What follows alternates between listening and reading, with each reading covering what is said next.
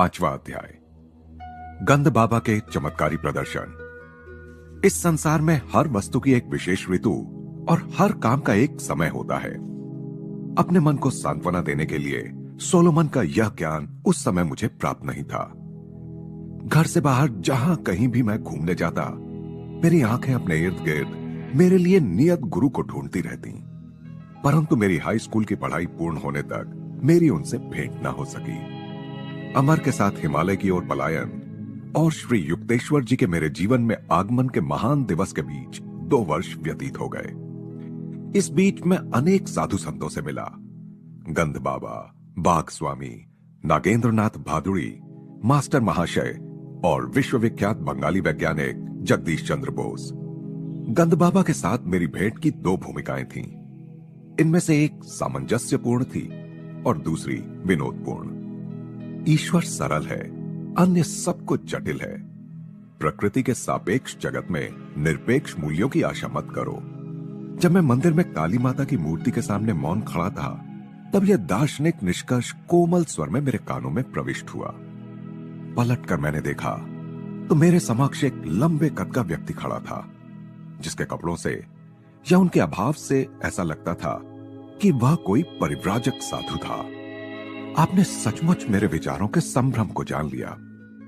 मैं कृतज्ञतापूर्वक मुस्कुराया।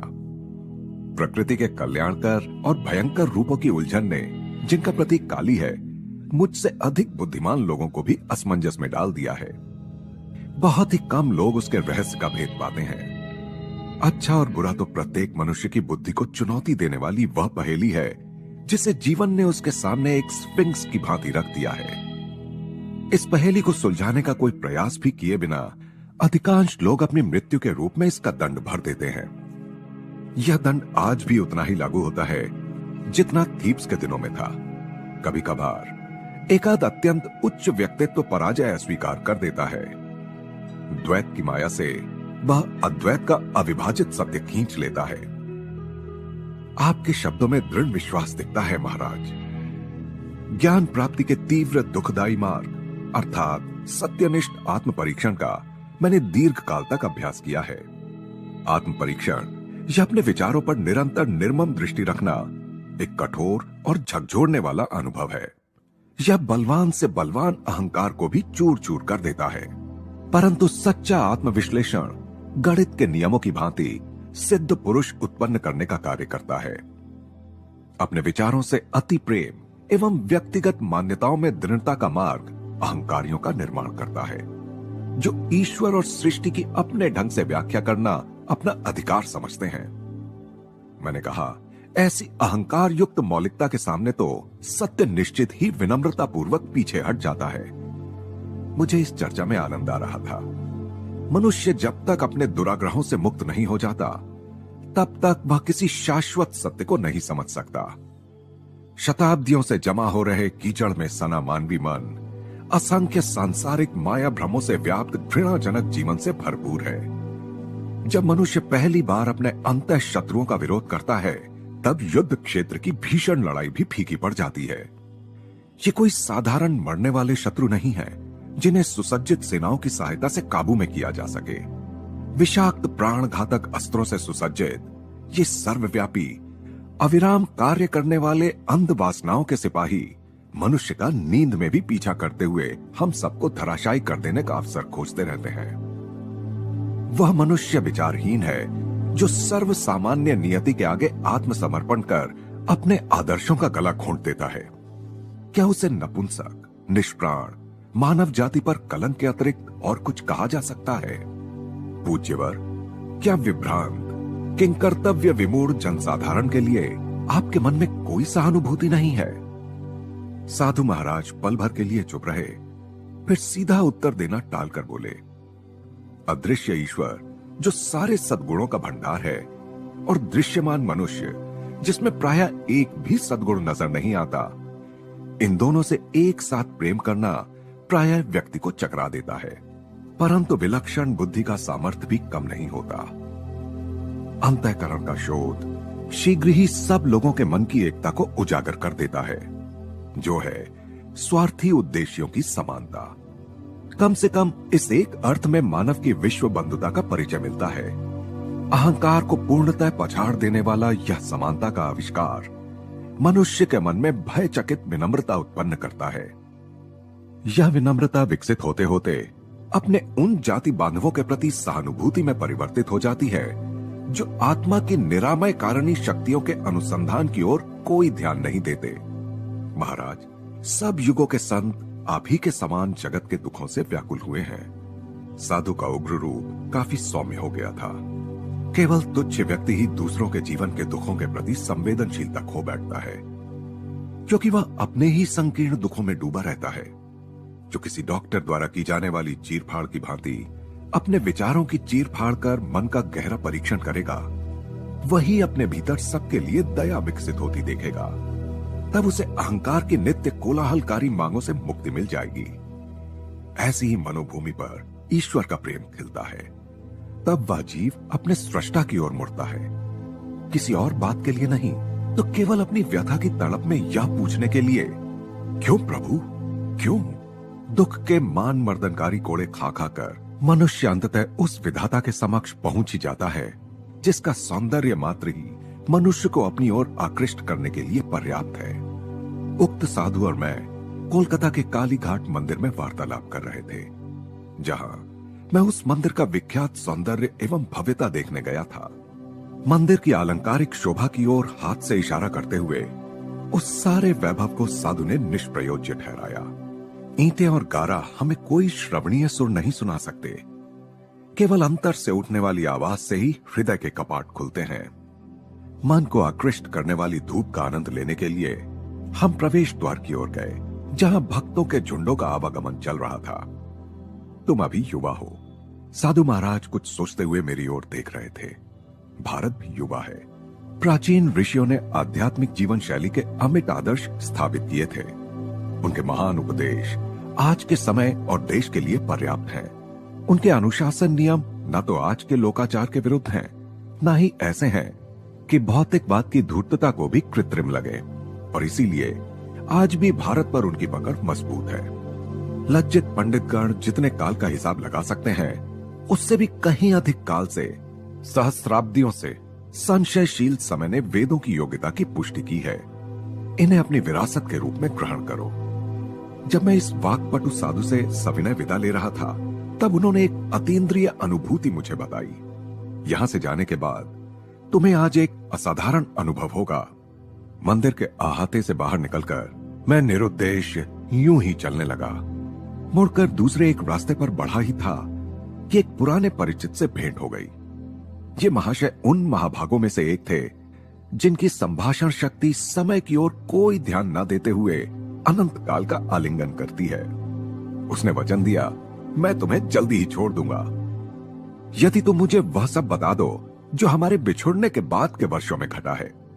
परस्पर विरोधी बातें, अब तो मुझे जाना ही पड़ेगा।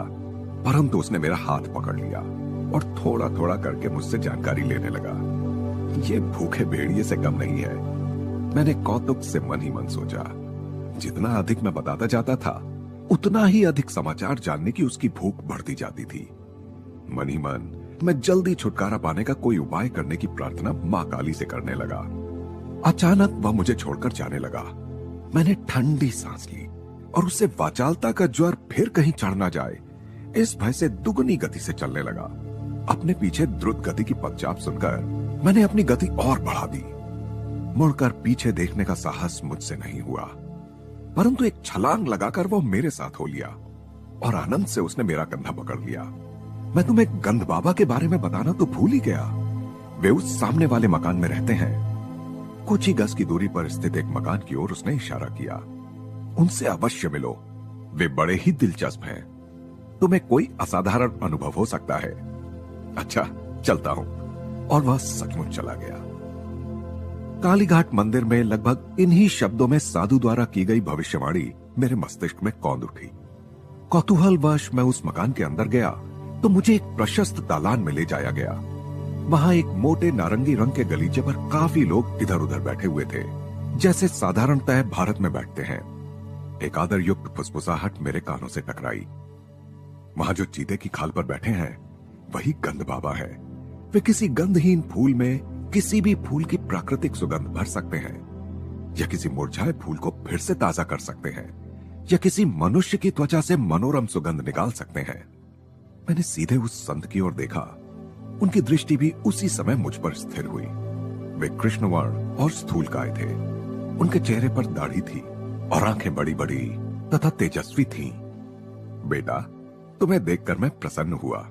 बोलो, तुम्हें क्या चाहिए? कोई सुगंध चाहिए? किस लिए? मुझे उनकी बातें बचकानी सी लगी।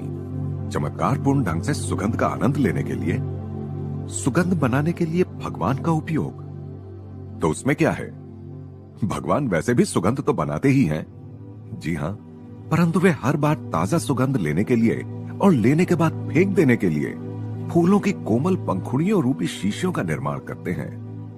क्या आप फूलों का निर्माण कर सकते हैं? हां, परंतु साधारणतः मैं सुगंध ही निकालता हूं। तब तो इत्र के कारखाने बंद हो जाएंगे। मेरी ओर से उन्हें अपना धंधा करते रहने की अनुमति है।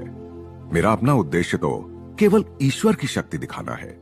महाराज, क्या ईश्वर की शक्ति का प्रमाण देना आवश्यक है? क्या वे सकल विश्व में सर्वत्र अपने चमत्कार नहीं कर रहे हैं?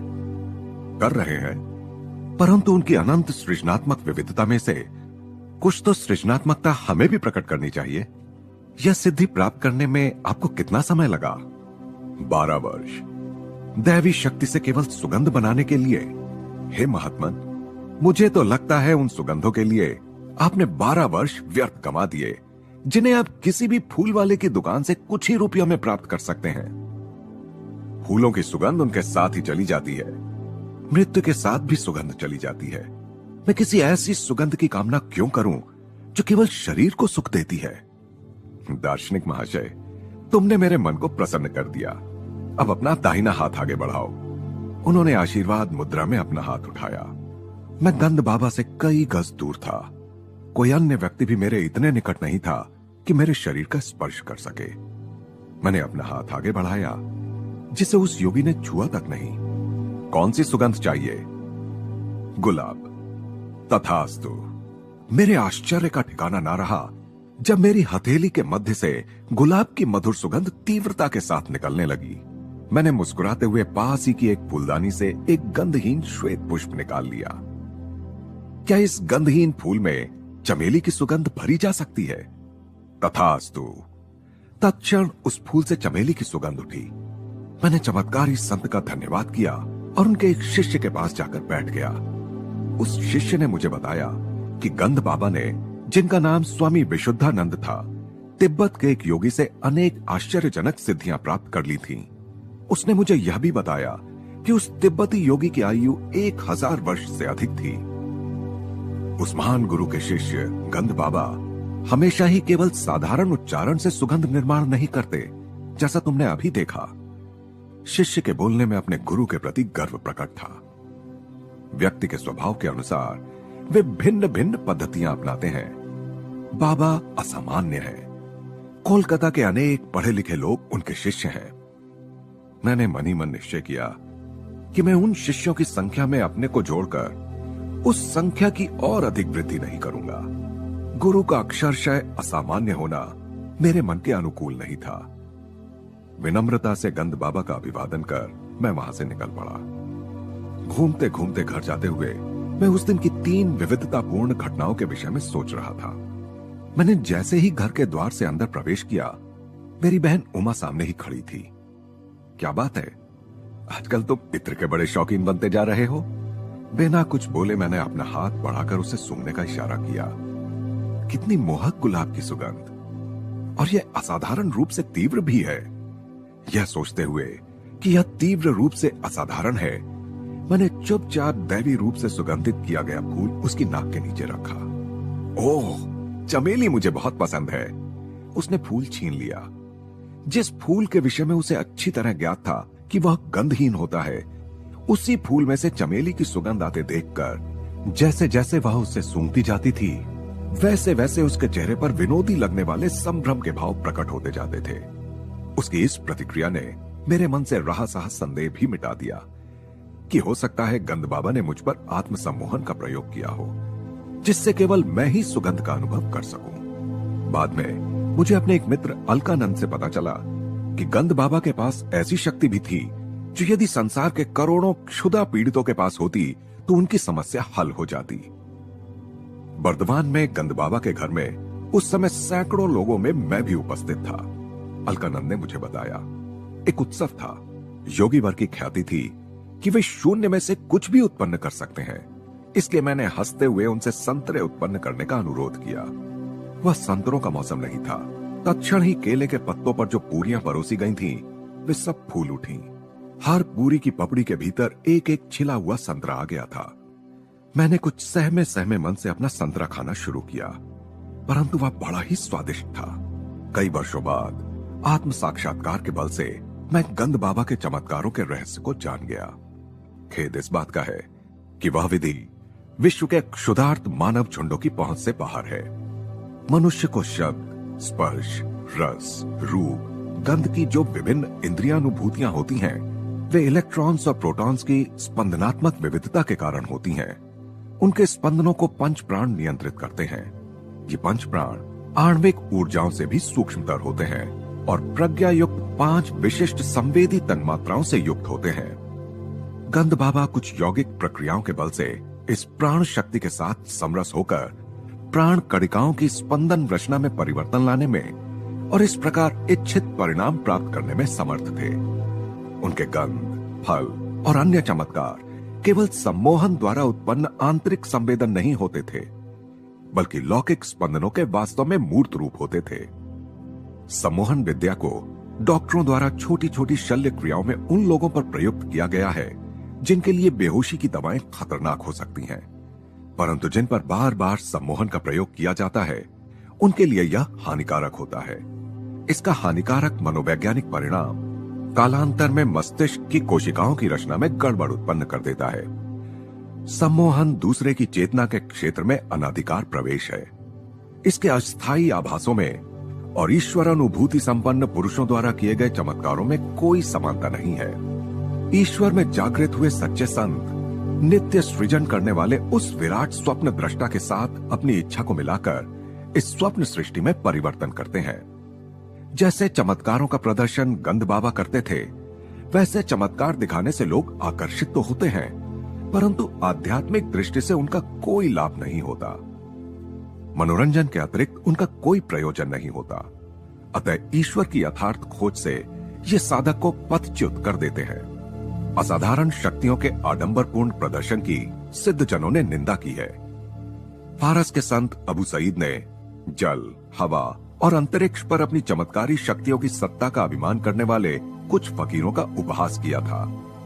अबू सईद ने सौम्यता से उपहास करते हुए कहा था, मेंढक भी पानी में आराम से रह सकता है, चील कौवे आसानी से हवा में उड़ सकते हैं। शैतान पूर्व में भी है और पश्चिम में भी।